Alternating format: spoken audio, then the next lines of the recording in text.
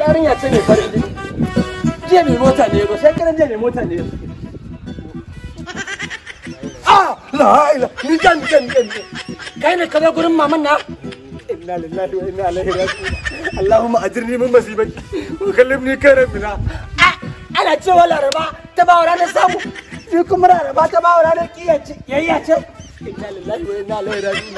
Kai yaro da Allah ka san me nake so da kai? Kar ka ƙara zuwa kofar gidan nan. Dan wai ka manta ni? Ba ka manta ni ba ko?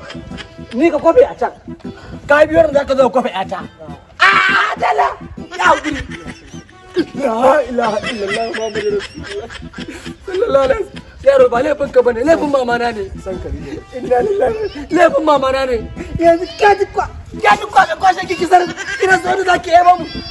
Sai da kira furi da wando. Inna lillahi wa inna ilaihi raji'un. Kaga. Bar gidan nan. Ka bar gidan nan. Gidan ubanka ne. Muhammadur Rasulullah sallallahu alaihi wasallam.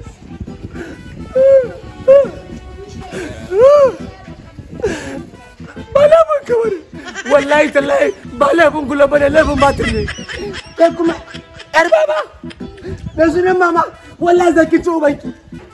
Ba za ta fito ba, in ta fito Allah ya tsina albarka. Da na ci ubanki kai kuma.